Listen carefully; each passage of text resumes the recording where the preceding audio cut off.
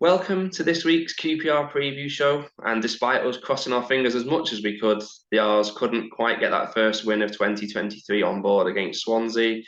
It was another lead at home thrown away. We're going to preview the trip to Hull, but let's consider that match with Swansea first. Was it just a case David was not killing off the game and then paying the price once again? Yeah, we just didn't take our chances, did we? I mean, I thought we were a lot better than we have been at home recently. You know, we pressed well first half. We created a lot more chances. We just couldn't get that second goal. And the longer it went and the more ones we missed, you just thought it was inevitable they were going to equalise, wasn't it? You just, we could all see it coming. It was so frustrating. We had so many good chances to finish that off at the weekend. We should have won that comfortably, but I suppose I didn't lose, so it's a minor encouragement. Yeah, it's just so frustrating that two home games in a row had a very similar pattern, haven't they? We've been on top, paid the price. Critchley's coming for a fair bit of stick for his subs. I mean, I know he was hamstrung a bit by having to use two on the injured players, but before the goal, to me, it was clear that numerous players were flagging. Do you think he's made a mistake now in hindsight, not getting fresh legs on sooner? Yeah, definitely. You could see the goal coming for about 10 minutes before we were starting to tire, and they weren't having chances, but they were getting a lot more of the ball. And we was all sat there saying he's got to make a change, just freshen the midfield up. You had Johansson on the bench, you had Dizelle, Adoma, just freshen it up a bit, and just give some help to the two in midfield. They was clearly struggling, but he didn't do it. I don't think we made a change till like the 90th minute, did we? It was really late, and it was far too late by then. It definitely had an impact. That's one thing with Critchley I haven't been impressed with. He's very late with his subs. I know we don't have great options off the bench, but he needed to get some fresh legs on the weekend. It seemed obvious to me, but obviously we didn't.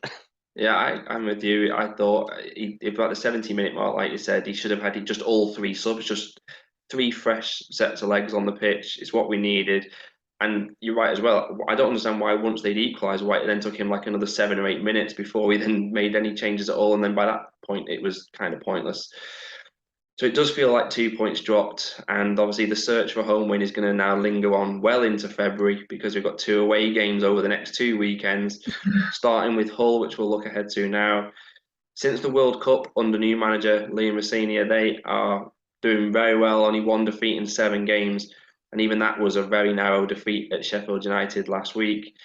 We met them in match 7 of the season back at the end of August when we were both around the top 6. We, of course, then went up to the top. Hull went spiraling down the table, but now we kind of converged into the middle of the table again. A bit of a strange season for Hull Day. Yeah, they've got a lot better since the change of manager, haven't they? I mean, I quite like Liam Rossini. I thought he did a really good job at Derby. I think he was the brains behind it all there. Behind Rooney got all the credit, but I think he's going to be a really good manager, and he's made them straight away. They're quite hard to beat. They're drawing in a few more games. They're climbing. They was in a bit of trouble when he come in. They look, I think they'll be fine now. So it's another difficult one for us. It's never an easy trip up there, is it? No, God. I mean, I think the problem they had early in the season, which he's resolved, is that they were conceding too many. Even now, only Wigan have conceded more than their 44.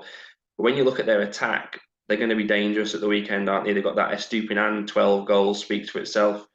Aaron Connolly from Brighton, I think that's a fantastic loan sign. I don't understand how he's really ended up at Hull. He could have been much higher up the table. He's a great player. They've now got that Eboaway, whatever he's called, on loan from Palace too. They're going to have a massive threat, aren't they? Yeah, I like Connolly. I think that's a very good signing for them. Yeah, they look a threat.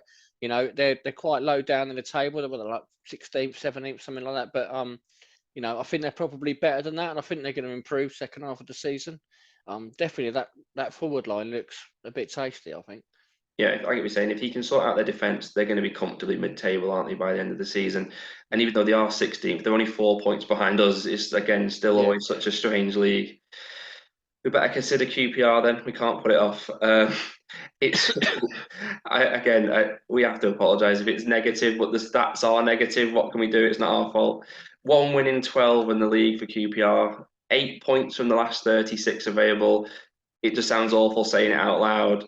It's even worse if you take the cup into account because then it's one win in 13. There's no denying we're definitely still stuck in a rut. I think the worst one we had before this was we had 1 win in 17 in Steve McLaren's season, his second half of the season in 2019. We're closing in on that rapidly if we aren't careful. And I feel like every week we update the stats that are coming up on your screen, and our top scorer stat, I haven't updated it since about October. And we said then and before about not killing off the game against Swansea. We just simply don't score enough goals to win games, do we? No, we don't. And we know it. We say this, been saying it all season, and we really, you need to start taking these chances. Last week we created so many, and yeah, it's a bad run. I mean, I think it's one defeat in 6 for Critchley as well, so it's not too bad in the league. We had a lot of draws, but he needs to we need a few wins, don't we? It just seems so long since we've won a game. Yeah, well, Preston, it's already now, what, 5, 6 weeks ago. Time just goes so fast. The fixtures keep clocking around, and it's 6 goals though in 12 league games. That's our worst one in front of goal for over 6 years. And now we've got the question mark as well over the fitness of Lyndon Dykes. Who do you think starts up front if he misses out? God knows. We might get a game, I think, up front at the minute. I think he'll surely start low if Dykes is out. But then I don't understand why Armstrong's not really involved at all, is he? Maybe have him on the bench a bit more. He was doing really well under Bill. He's had the couple of starts and we won those games and not really been seen since. So I don't really understand why he's not involved at all. Yeah, he wasn't even on the bench, was he, last weekend? Seems No. to come on the bench, off the bench. Scored for the B team, didn't he, in midweek? So maybe that'll get him a place back on the bench. Stefan Johansson was back on the bench last week and then got 60 minutes for the B team. There's obviously some question marks about his fitness because of the fact that he didn't come on at the weekend. I thought he was obviously going to come on and then he didn't. Do you think he'll still be on the bench this week? I'd like to see him start, but yeah, probably still be on the bench. You'd think he'd probably go with the same 2 in midfield. He's been going with the 2 in central midfield rather than 3, hasn't he? So I think he'd probably go with that again. But I'd like to see him back involved soon. He's such a key player for us. He can take a corner as well, which would be a miracle if we can get one of them in the middle rather than hitting the first man. So that would be one bonus for us. I mean, I'd like to see him start, but I think he'll be on the bench again. Yeah. Do you know, it's funny you mentioned the corners because I wanted to bring up the fact that it's not just the corners. Obviously, we have so many free kicks around that 30, 40 yard out area, the corners, and then we saw that indirect free kick, and it's chair on every single set piece.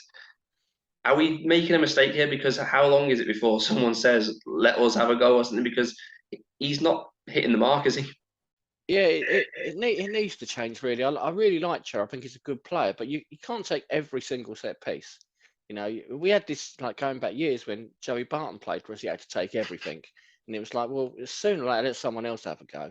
And, you've got players like Willock in the team. Surely he can take a free kick. And that one last week from 4 yards out, surely you just let Dykes take it, have your strongest shot. You just blast it as hard as you can and try and get a deflection in. As soon as Chair lined up to take it, we all said this is getting blocked instantly, and it did, didn't it? Yeah, I watched that back, the incident, and it to me looked like on the coverage that they were having like a bit of an argument, and you could kind of see Chair say something along the lines of like, "This is mine" or "I'm having it" or something. And yeah, he obviously has some control over what's going on, and to me, it is costing us because we get so many promising corners, positions, free kicks, and we just seem to waste them. Another question mark in the team is obviously going to be about Ethan Laird. If he's not fit, you'd presume Kakai will start, but can you envisage any other changes aside from that? that'll probably it. I would have thought. Yeah, I think Kakai probably start if Laird's out. Maybe if Dykes is out, Willock potentially coming back in, and you play low as the striker. I can't see. Performance wasn't terrible last weekend. I thought we played quite well for like 70 minutes. I thought we were a much the better side. Just couldn't finish it off. So there is something to build on there. But yeah, I wouldn't expect like wholesale changes. Yeah, I mean that's what's strange, isn't it? Like the team sometimes picks itself, and usually it looks good on paper, but then it's still not quite working out for us. So Yeah. it's a hard one. No doubt Neil Critchley is scratching his head as much as we do. And if we finish with a word on Critchley, there's a bit of a consensus growing amongst the fans. I noticed that they kind of acknowledge that he's an astute manager, but he's a bit uninspiring, perhaps. 1 win in 7 games now. What are your thoughts? I know it is still early days. Yeah, it's early. I think it's kind of what I expected from him. He's a very quiet manager, very different to what we had. You come in we started the season with a manager who was full of confidence and was talking himself up and the club up all the time. This is very different. This is a bit more normality. But it's difficult. I said he needs wins to get fans on side. He's come in the first few games. We're drawing a few, we're losing a few. It's not great. You had the cup exit. To get people on side, you need wins as soon as possible. And the longer this run goes on, the murmurs are going to get louder from people, the complaints about him and that. And we continue nitpicking about him. Like, he should have made this sub, should have picked him. It's difficult. He's got a very tough job on his hands. I sympathise with him a lot, but he needs to get some results soon.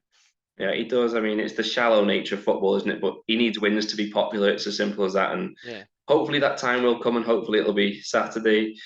Prediction time then. We're still only a few points off sixth place. I mean, I think we're only 6 points off third place, so it's not that far away. Can we finally get that win to kickstart the second half of the campaign? I'm going to go positive and say we're due one, aren't we? so I'm hopeful we can get a result up there. We've done reasonably well up there the last couple of seasons ago. Last few times we played them. So yeah, I think we'll get over the line this week. Very tight, I think it'll be, but a narrow win.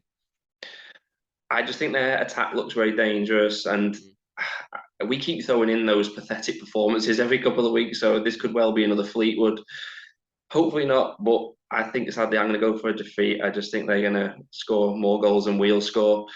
I'm sorry, everybody. It's just the way it is. We'll be back next week to preview another away match, that one against Huddersfield. Until then, thank you for watching. Hopefully we've not been too negative, and come on, you R's. We know who we are. You know who we are. We are QPR.